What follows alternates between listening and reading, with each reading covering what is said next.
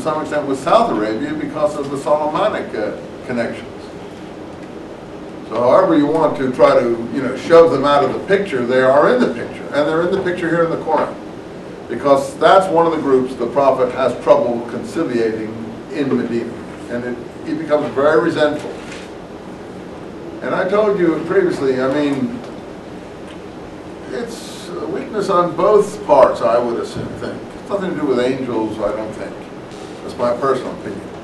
Human nature is as it is. If someone rejects you, you get resentful towards that person. And vice versa. You reject someone because you don't think that person is properly representing the tradition which you know.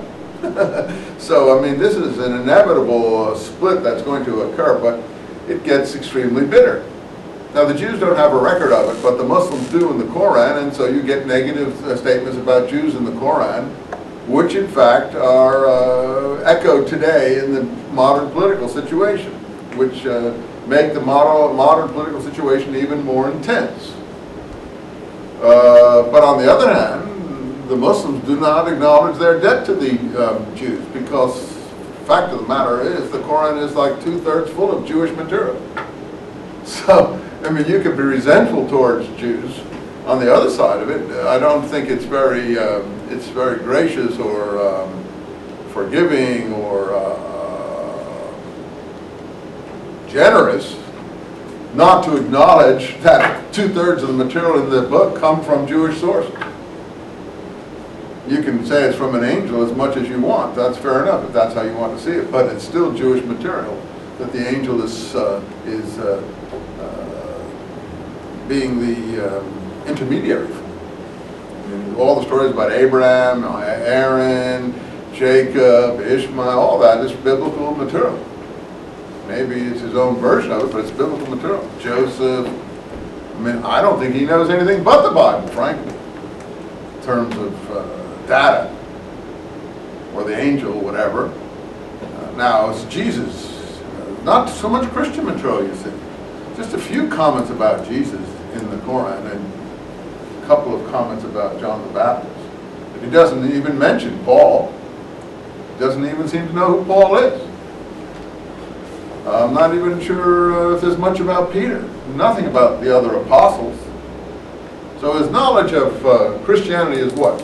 Paper thin. You follow me? It's paper thin. Even though there's influence there. The knowledge of Judaism is like a vast ocean. So I mean, you have to be fair, don't you think? Doesn't that say something to anybody? I mean, it doesn't say anything to most Muslims, because everyone is trapped within the confines of the mindset that they are born into, and you can't get out of it unless you go somewhere else or go to a university or something. Most people, it's like being in inner city in a situation of that kind where you're trapped within the group that you have to pay allegiance to. You cannot say no, otherwise you can find yourself in terrible straits.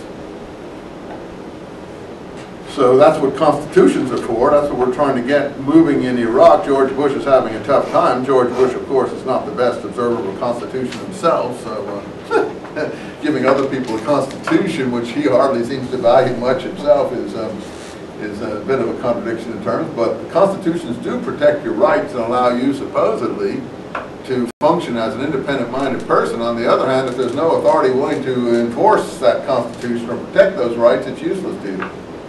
There's no courts that are reliable or police force that are going to enforce you see how complicated these things are. These are not simple things. You're back to square zero. You can have a piece of paper. Someone said the Russians have a beautiful constitution, but they never had any sort of system that could be conceived of as having applied it. And still don't. Still don't, unfortunately. I think it's very sad what's occurred in Russia. I'm not trying to get into contemporary political situations. So, I'm going to tell you about the generosity of being fair-minded and acknowledging what's here in the Quran.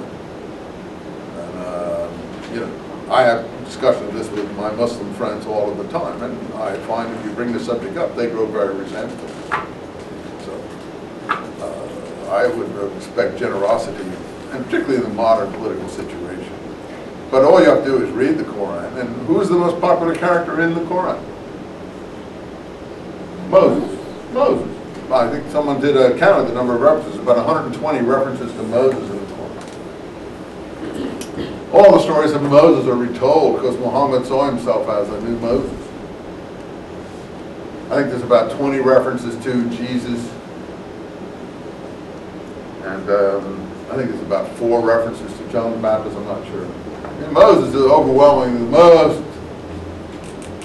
most important figure in the Quran, from the prophet himself. And all the